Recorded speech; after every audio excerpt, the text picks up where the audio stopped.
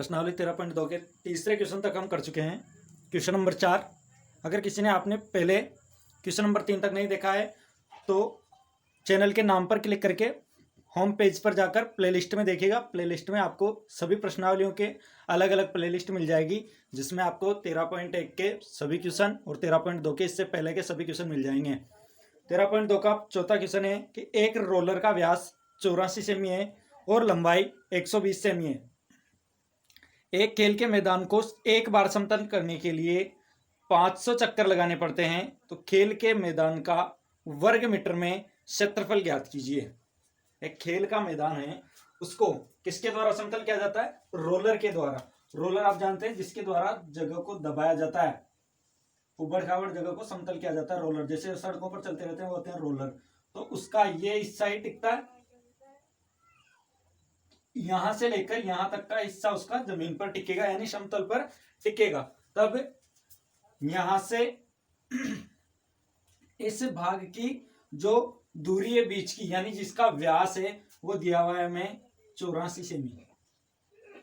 व्यास दिया हुआ है 84 सेमी और इसकी लंबाई दी हुई है हमें 120 सेमी। यहां से यहां तक की लंबाई है हमारे पास 120 सेमी।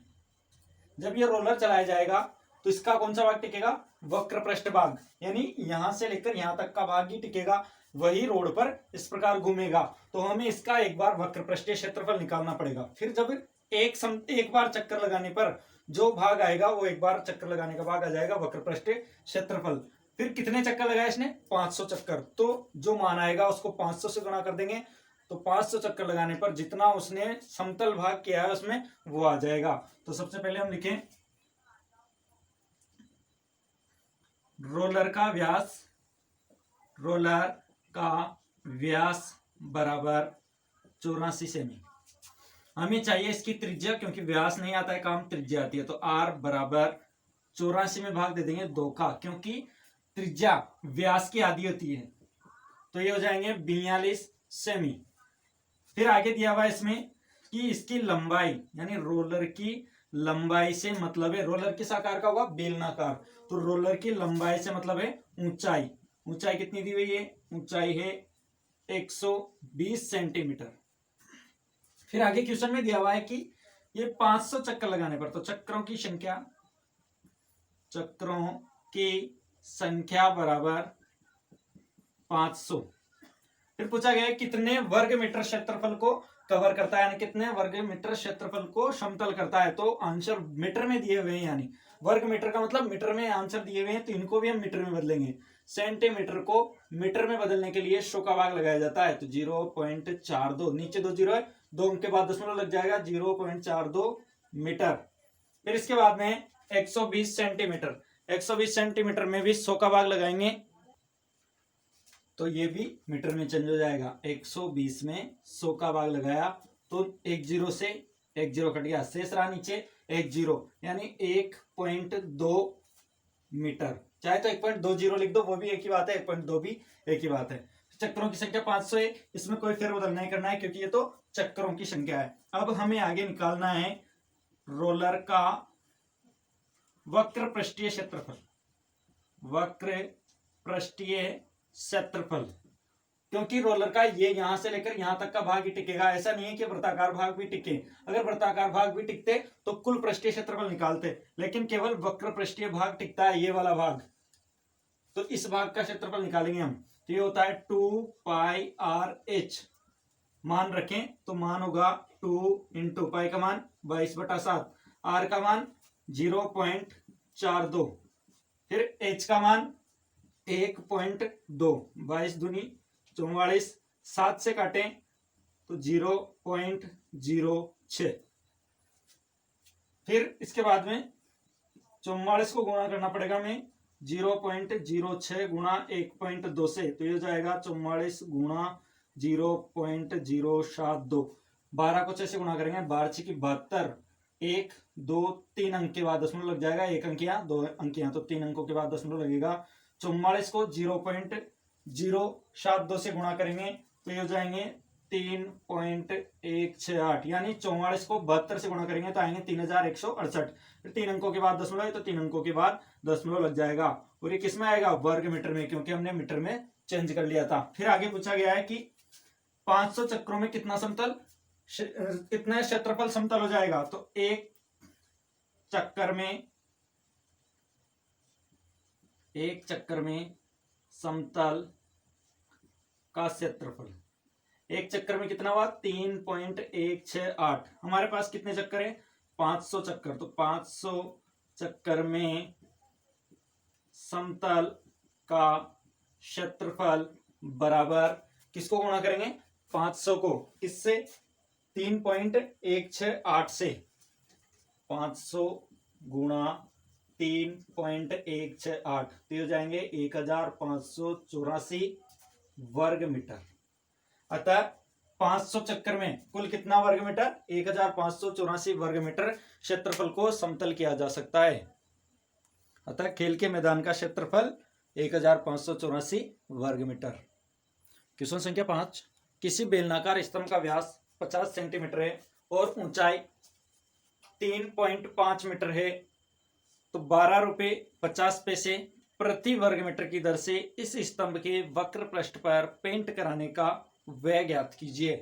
तो हमें जो दिया हुआ है वो लिखेंगे। सबसे पहले इसमें दिया हुआ है व्यास, बेलनाकार स्तंभ का व्यास, स्तंभ से मतलब खंभा का व्यास बराबर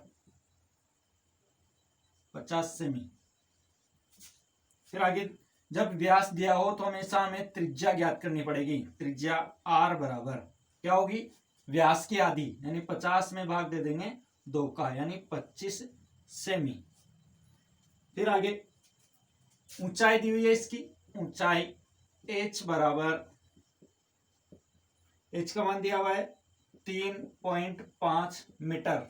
एक मान सेंटीमीटर में है, दूसरा मान मीटर में। जब अलग अलग इकाइयों में मान दिए होंगे तो हम उन्हें समान इकाइयों में ज्ञात करते हैं। तो ये जो सेंटीमीटर दिया हुआ है इसको भी मीटर में चेंज करेंगे। मीटर में चेंज करने के लिए किसका भाग लगाएंगे, 100 का। तो ये हो जाएंगे 0.25 मीटर।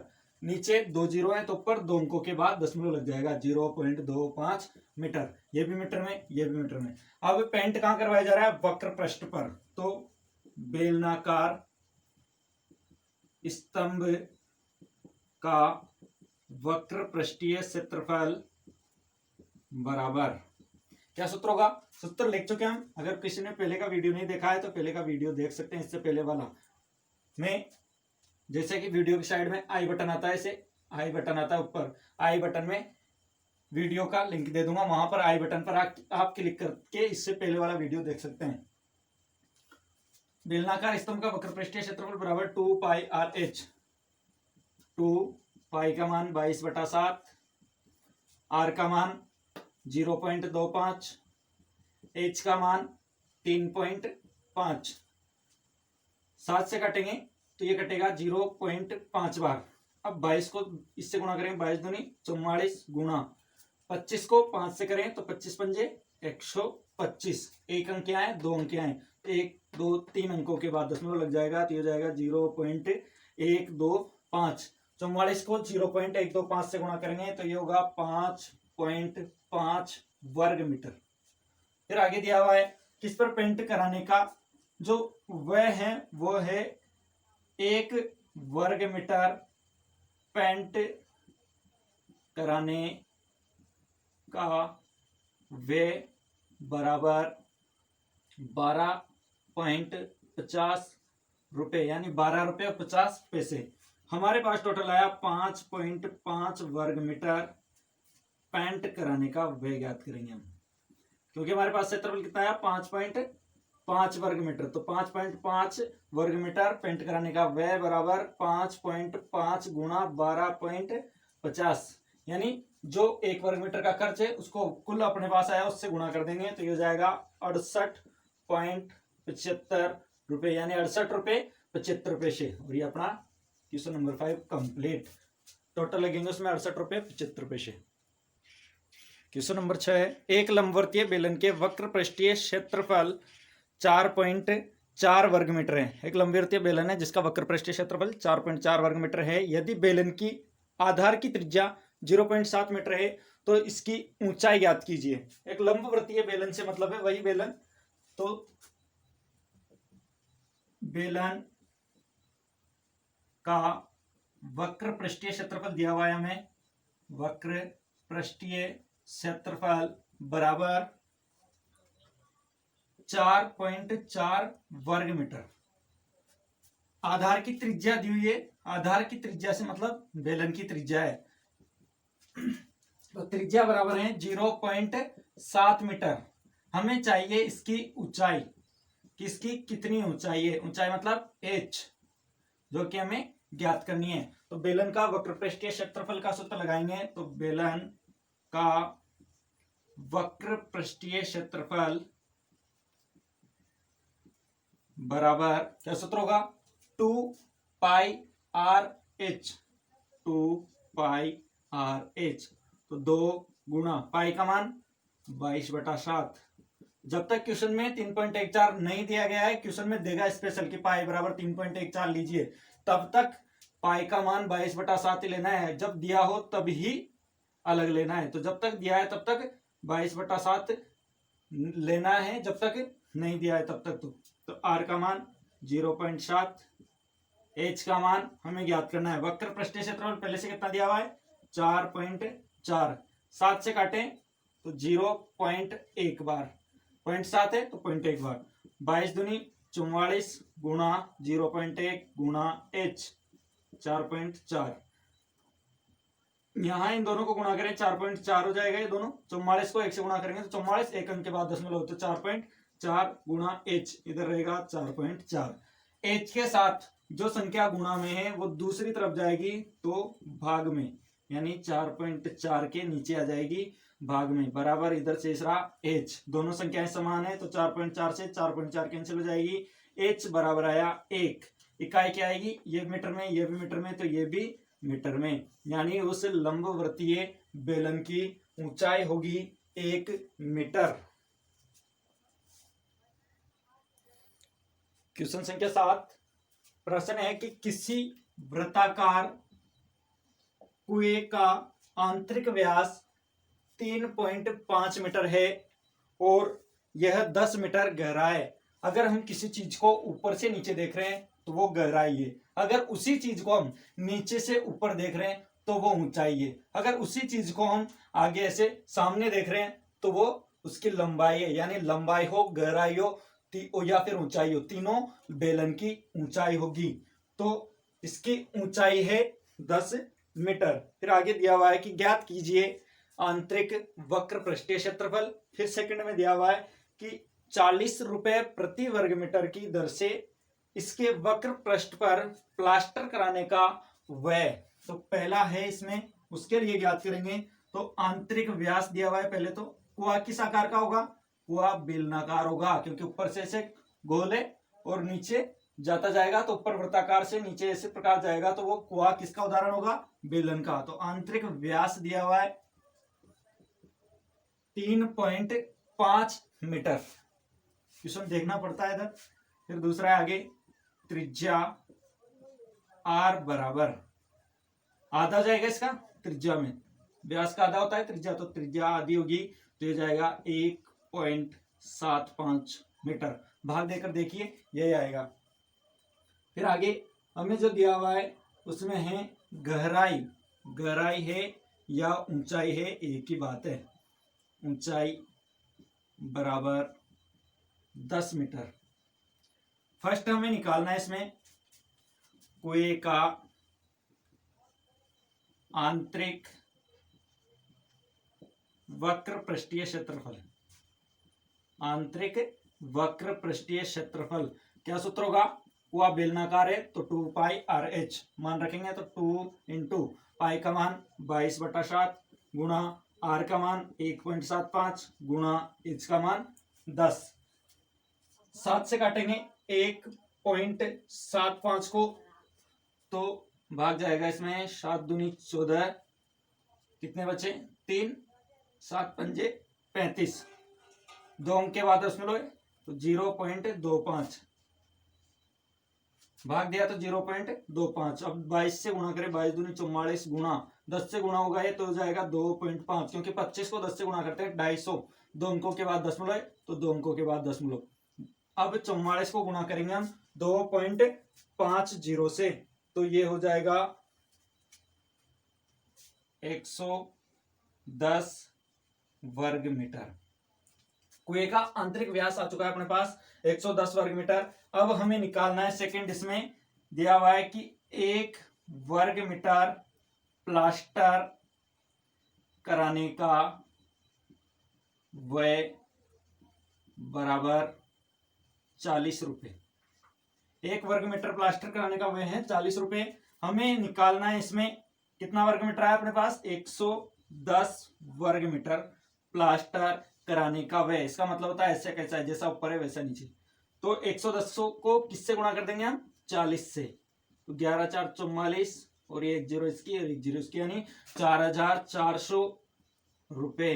टोटल जो कुएं का वक्र पृष्ठीय क्षेत्रफल आया 110, तो वक्र पृष्ठ पर 40 रुपए प्रति वर्ग मीटर की दर से प्लास्टर कराने का व्यय आया 4400 रुपए। क्वेश्चन संख्या 8।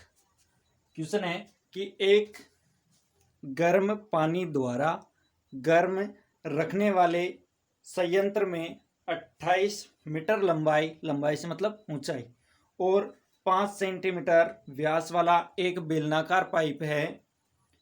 इस संयंत्र में गर्मी देने वाला कुल कितना पृष्ठ है, मतलब एक बेलनाकार पाइप दिया हुआ है, उस पाइप की लंबाई है अपने पास, पाइप की लंबाई बराबर 28 मीटर। लंबाई है या ऊंचाई है, दोनों एक ही बात है, तो लंबाई बराबर 28 मीटर।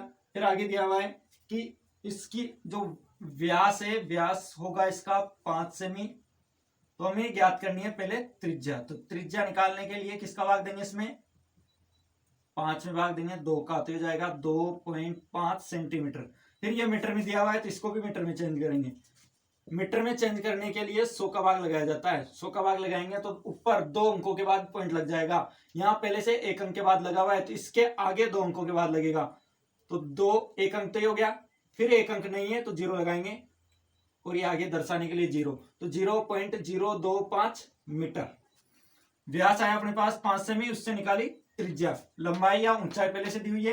अब निकालना है हमें इस पाइप का कुल पृष्ठीय क्षेत्रफल, क्योंकि वो पूछा गया है कि कुल कितना पृष्ठ है जिसके द्वारा ये गर्म रख रहा है। तो पाइप का कुल पृष्ठीय क्षेत्रफल, कुल पृष्ठीय क्षेत्रफल बराबर 2 pi r bracket h plus r, r plus h लिखे या h प्लस आर लिखे, दोनों एक ही बात है, मान रखें तो 2 गुणा 22/7 गुणा आर का मान, आर का मान है अपने पास 0.025 ब्रैकेट 28 प्लस h का मान था अपने पास 28, तो 28 प्लस 0.025।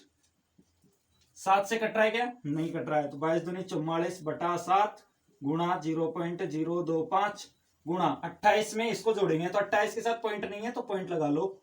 अगर कोई संख्या है बिना पॉइंट के उसके साथ घटाना है या जोड़ना है तो पीछे पॉइंट लगाकर इसमें जितने अंक है उतनी 0 लगा दो। अब ये पॉइंट है, इस पॉइंट के नीचे आएगा, पीछे क्या है 025, तो 025 लिख दिया। आगे जो संख्या है वो लिख दो। अब इनको जोड़ेंगे तो 5 2 0 8 2, और जहां पर पॉइंट है वहीं पॉइंट लगाया जाता है। इन दोनों पर यहां पॉइंट है तो यही एक सीधी रेखा में पॉइंट आना चाहिए, तो हो जाएगा 28.025। अब 28.025 को हम 0.025 से गुणा करें, 0.025। आप पॉइंटों को भूल जाइए कुछ देर के लिए, केवल 25 से गुणा करना है 28,025 को, तो 25 से गुणा करेंगे तो 25 पंजे 125 हासिल का 12, 25 दूनी 50 और 12 62 हासिल का 6 आएगा, यहाँ 6 से सही 25 8 200 हासिल का 20, 25 दूनी 50 और 20 70। अब पॉइंट गिनो 1 2 3 4 5 6 अंकों के बाद 1 2 3 4 5 6 अंकों के बाद पॉइंट आया, यानी कि 3 अंक यहाँ से 3 अंक यहाँ से, तो 6 अंकों के बाद पॉइंट आया। ये हो गया 44/7 गुणा 0.700625। 7 का भाग लगाएंगे 44 में, तो 7 का भाग जाएगा 7 छः 42, 2 शेष बच गया तो 7 दूनी 14, फिर 6 शेष बच गया तो उसमें जाएगा 7 8 56, 8 बार, फिर इसको गुणा करना पड़ेगा 0.7025 से, तो इसका मान आएगा 4.4 वर्ग मीटर। पॉइंट के बाद एक अंक तक काफी है, और आगे अगर फिर भी लिखना चाहे तो मैं इसको लिख देता हूं लगभग, यानी कि पाइप का कुल पृष्ठीय क्षेत्रफल जो उसको गर्म रख रहा है उसका क्षेत्रफल कितना आया 4.4 वर्ग मीटर।